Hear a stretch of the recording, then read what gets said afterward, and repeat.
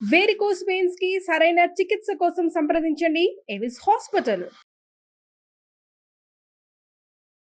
Welcome to Suman TV. నేను మీ Suman TV.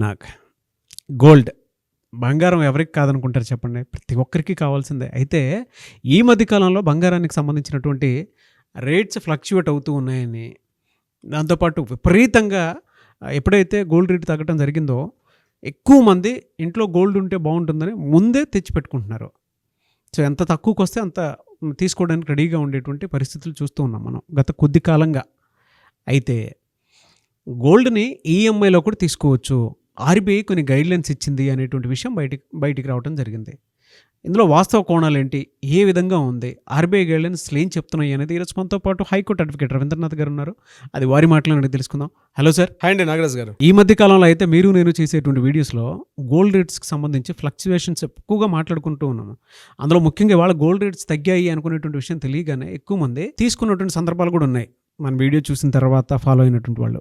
అయితే అది ఇప్పుడు ఈఎంఐలో కూడా దొరుకుతుందని చెప్పేసి తెలుస్తోంది. ఆర్బీఐ ఎలాంటి గైడ్లైన్స్ ఇచ్చింది, దీనికి సంబంధించినటువంటి వాటిలో ఇది నిజమా అబద్ధమా? ముఖ్యంగా నాగరాజ్ గారు, ఎన్బిఎఫ్సిస్ అంటారు, అంటే నాన్ బ్యాంకింగ్ ఫైనాన్షియల్ సెగ్మెంట్. ఈ సెగ్మెంట్లో ముఖ్యంగా అంటే నేను చెప్పేది బ్యాంకింగ్ సెగ్మెంట్ కాకుండా ప్రత్యేకంగా గోల్డ్ లోన్ ఇచ్చినటువంటి కొన్ని సంస్థలు కొన్ని ఉంటాయి. ఉదాహరణకి ముత్తూట్ ఫిన్కార్ప్, ముత్తూట్ మినీ, ఇట్లాంటి సంస్థలు కొన్ని, మనప్పురం అని, ఇట్లాంటి కొన్ని సంస్థలు ఉంటాయి.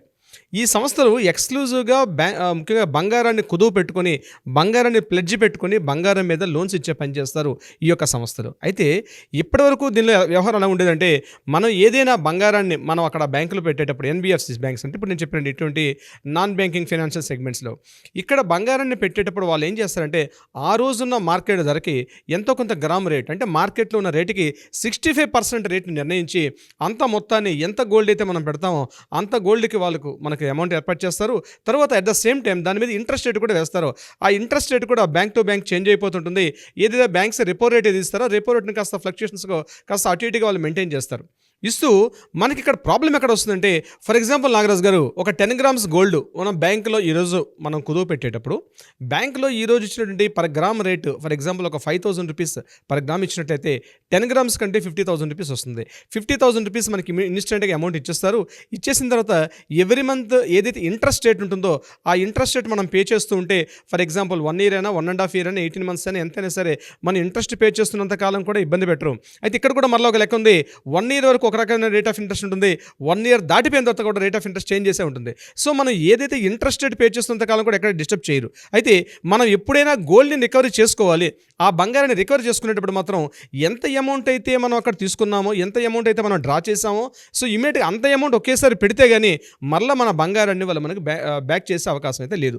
ఇది ఇప్పటివరకు ఉన్నటువంటి గోల్డ్ యొక్క స్కీమ్స్, అంటే ఈ ఎన్బిఎఫ్సిస్ కావచ్చు, బ్యాంకింగ్ సెగ్మెంట్ కావచ్చు, ఇప్పటివరకు గోల్డ్లో ఇచ్చినటువంటి రూల్స్ ఇవి. అయితే దీని మీద reserve bank of India Shaktikant Das గారు ఒక స్టేట్మెంట్ రిలీజ్ చేశారు. ఏంటో స్టేట్మెంట్, ఏదైతే మీరు అమౌంట్ డ్రా చేశారో ఎన్బిఎఫ్సి కావచ్చు, బ్యాంకింగ్ సెగ్మెంట్లో, ఫర్ ఎగ్జాంపుల్ ఇప్పుడు నేను చెప్పిన 50,000 రూపీసే కావచ్చు, ఈ అమౌంట్ ఏదైతే ఉందో ఈ అమౌంట్ని ఈక్వల్గా ఈఎంఐసీగా డివైడ్ చేసి, ఫర్ ఎగ్జాంపుల్ 12 months అయితే 18 months, 36 months, ఇట్లా సమ్ ఒక టెన్యూర్ పెట్టుకుంటూ స్టార్టింగ్లో ఎప్పుడైతే అమౌంట్ తీసుకుంటామో అదే సందర్భంలో ఫర్ ఎగ్జాంపుల్ 12 monthsకి అయితే ఎవ్రీ మంత్ ఇంత అమౌంట్ పే చేసుకుంటూ ఇంక్లూడింగ్ ఇంట్రెస్ట్ రేట్తో కలిపి interest rate plus at the same time principal amount ఏదైతే ఉందో రెండింటినీ క్యాలిక్యులేట్ చేస్తూ ఎవ్రీ మంత్ పేమెంట్ చేసుకుంటే ఈజీగా మనకి అమౌంట్ రికవర్ చేసుకునే విధంగా ఒక పాలసీ మేటర్ని తీసుకొచ్చే పనిలో ఉన్నట్టుగా మనకు కొంత ఇన్ఫర్మేషన్ అయితే అందింది. సో ఇది నిజంగా ఒక మధ్యతరగతి సామాన్య జనం కావచ్చు, మధ్యతరగతి వ్యక్తులకి ఇది నిజంగా ఒక మంచి న్యూస్గా మనం చెప్పుకోవచ్చు.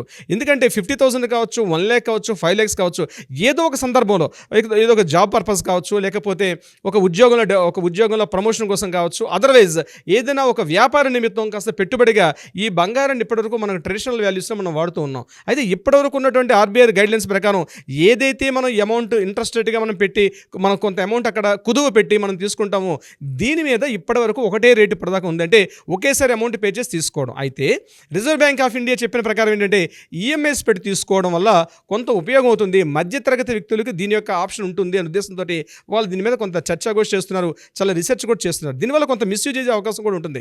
ఎందుకంటే దీన్ని ప్రాపర్గా యూటిలైజ్ చేసుకోకపోతే భారీ స్థాయిలో ఏదైనా అమౌంట్ ఇప్పుడు గోల్డ్ పర్చేస్గా నేను చెప్పేది టన్నుల్లోని కిలోస్లో కూడా కొంత ఇంపాక్ట్ అయి ఉంటుంది. ఓన్లీ మనం ఒక వెర్షన్ చూస్తున్నాం, రెండో వెర్షన్లో సరిగ్గా మనం చూసుకోకపోతే టన్నుల్లో కిలోల్లో మార్చేటప్పుడు కూడా దీన్ని మిస్యూజ్ చేసే అవకాశం కూడా ఉంటుంది.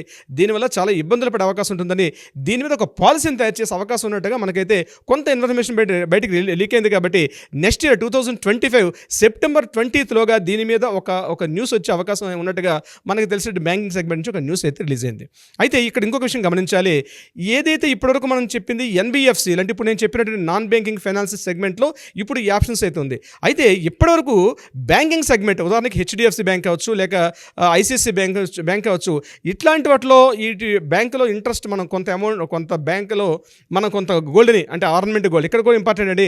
ఆర్నమెంట్ గోల్డ్ మాత్రమే పెట్టుకుంటారు తప్పించి బిస్కెట్ గోల్డ్ ఎట్టి పరిస్థితుల్లో కూడా ఎన్బిఎఫ్సీలు కావచ్చు, బ్యాంకింగ్ సెగ్మెంట్ కావచ్చు ఎప్పుడు ఎక్కడ తీసుకోరు. ఓన్లీ ఆర్నమెంట్ గోల్డ్ అంటే 22 క్యారెట్స్ గోల్డే తీసుకుంటారు.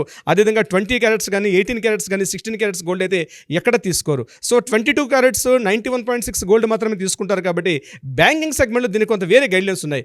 సో ఇప్పుడు ఏదైతే మీరు అన్నట్టుగా ఈఎంఐ ఆప్షన్ ఏదైతే చెప్తున్నారో ప్రెజెంట్ నేషనల్ బ్యాంక్స్ అంటే ఉదాహరణకి నేను చెప్పిన ఎస్బీఐ బ్యాంక్ కావచ్చు, లేకపోతే కెనరా బ్యాంక్ కావచ్చు, ఈ బ్యాంక్స్లో ఒక ఆప్షన్ ఉంది. ఏదైతే టోటల్ సమేశ్వరి అమౌంట్ ఉదాహరణకు ఒక 5 లక్షల రూపాయలు తీసుకున్నాం అనుకోండి, ఆ 5 లక్షల రూపాయలను కూడా ఇన్ని సంవత్సరాల్లో అంటే సపోజ్ 1 year 2 yearsలో మనం ఎప్పుడైతే తీసుకుంటాం అదే టైంలో మనకు ఒక ఆప్షన్ పెడతారో ఆ ఆప్షన్ ప్రకారం మనం తీసుకున్న ఆప్షన్ ఇప్పుడు కూడా ఉంది. ఈఎంఐ ఆప్షన్ ఇంక్లూడింగ్ ప్రిన్సిపల్ అమౌంట్తో కలిపి ఇంట్రెస్ట్ రేట్ కలిపి ఇదంతా కూడా ఒక సమేశ్వరి కలిపి ఇస్తారు. కానీ దాని ప్రొసీజర్ వేరే విధంగా ఉంటుంది. అది సామాన్య మానవుడికి మాత్రం ఆ లీగల్ టెర్మినాలజీస్ ఆ ప్రొసీజర్ కొంత కాంప్లికేటెడ్గా ఉంటుంది. అందుకని ఎన్బిఎఫ్సిస్ బాగా అట్రాక్ట్ అవడానికి కారణం ఏంటంటే మనం ఇమీడియట్గా బ్యాంకులోకి ఆ గోల్డ్ తీసుకుని ఆ సెక్షన్కి వెళ్ళంగానే విత్ ఇన్ 10 minutesలో ఛాలెంజింగ్గా ఇస్తామని చెప్పి మనపురం, ముత్తూట్ ఫిన్కార్పు, ముత్తూట్ మినీ వేరే కొన్ని బ్యాంక్ సెగ్మెంట్స్ ఇస్తారు. అదే నేషనల్ బ్యాంక్స్లో కొంత కాంప్లికేటెడ్గా ఉంటుంది. కానీ రేట్ ఆఫ్ ఇంట్రెస్ట్ మాత్రం కంపేరిటివ్ టు ఇక్కడ కన్నా చాలా తక్కువ ఉంటుంది. ఎన్బిఎఫ్సిస్లో ఎక్కువ ఉంటుంది సెక్యూరిటీ పాయింట్ ఆఫ్ వ్యూ. అయితే ఆర్బీఐ ఇప్పుడు ఏదైతే తీసుకుంటున్నారో దీనికి సంబంధించి ఈఎంఐ ఆప్షన్ ఏదైతే పెట్టారో దీంతో పాటు మరికొంత గైడ్లైన్స్ ఇస్తే కూడా బాగుంటుంది. నా సూచనగా నేను చెప్తున్నాను as a legal point of view. ఎందుకంటే ఎన్బిఎఫ్సిస్లో బంగారం పెట్టుకునేటప్పుడు అది కూడా రిజర్వ్ బ్యాంక్ ఆఫ్ ఇండియాలో ఒక ఆప్షన్లో పనిచేస్తున్నప్పటికీ కూడా మిడిల్ క్లాస్ సెగ్మెంట్ కొంత భయపడతారు. ఎందుకంటే ఏదైనా ఆల్ ఆఫ్ సడన్గా ఆ బ్యాంక్ మీద లూటే జరగచ్చు, రాబరీ జరగచ్చు, ఫైర్ యాక్సిడెంట్ జరగచ్చు. ఇటువంటి సందర్భాల్లో ఏదైతే తమ ట్రెడిషనల్ గోల్డ్ని ఏదైతే పెడతారో అటువంటి సందర్భాల్లో గోల్డ్కి ఎక్కడ కూడా హామీ పూచీకత్తు అనేది ఉండదు.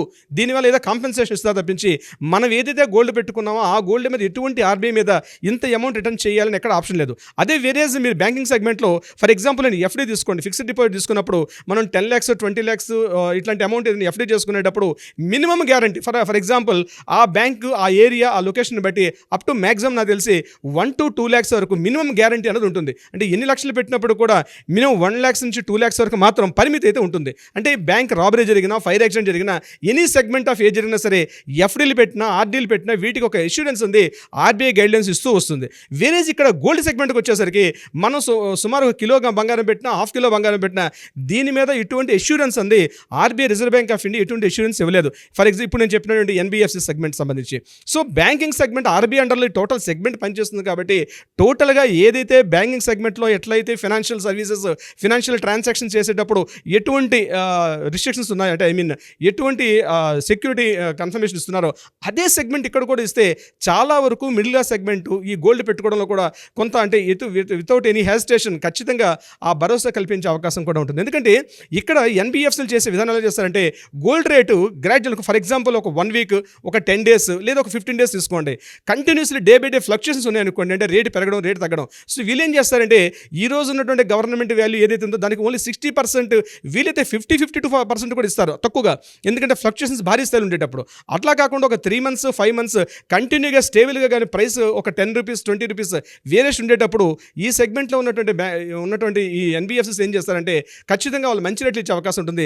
ఒక్కోసారి 70-75% కూడా యాక్చువల్ గోల్డ్ మీద ఇంట్రెస్ట్ రేట్కి ఇచ్చే అవకాశం ఉంటుంది. సో ఇక్కడ ఏంటంటే first government reserve bank of India ఏం చేయాల్సిందంటే ఒకటి గోల్డ్ మీద ఫ్లక్చుయేషన్స్ అంటే ఎవ్రీడే స్టాక్ మార్కెట్ లాగా ఎవ్రీడే ఒక రకమైన స్పెక్యులేషన్స్ కాకుండా ఇమ్మీడియట్గా ఒక స్టాండర్డ్ ఒక 15 days ఒక 30 days వరకు పెద్ద వేరియేషన్స్ కాకుండా స్లైట్లీ చేంజెస్ అంటే 0.1% నుంచి 0.5% మధ్యలో ఫ్లక్చుయేషన్స్ ఉండడం వల్ల మిడిల్ క్లాస్ సెగ్మెంట్కి ఎక్కువగా భారీగా వాళ్ళ మీద ఇబ్బంది పడే అవకాశం ఉండదు. నెంబర్ 2 నేను చెప్పినట్టుగా వాళ్ళ మీద కానీ ఇన్సూరెన్స్ ఇవ్వగలిగితే that is also very important point. At the same time మీరు చెప్పినట్టు ఈఎంఐకి ఆప్షన్స్ సంబంధించి ఇది కూడా ఆర్బీఐ కానీ కన్సిడర్ చేయగలిగితే మాత్రం ఖచ్చితంగా మిడిల్ క్లాస్ సెగ్మెంట్కి it's one of the best option అవుతుంది. మనం హ్యాట్స్ ఆఫ్ చెప్పొచ్చు నాగరాజ్ గారు. డెఫినెట్గా అండి. చూద్దామండి ఏ మేరకు ఉంటుంది, ఎలాంటి గైడ్లైన్స్ ఇస్తారు అనేది ఫర్దర్గా దీనికి సంబంధించినటువంటి వాటిలో. Anyways thank you so much Ravindranath garu. Thank you so much Nagaraj garu. Suman టీవీలో మీ పర్సనల్ అండ్ బిజినెస్ ప్రమోషన్స్ కోసం కింది నెంబర్కి కాంటాక్ట్ చేయండి.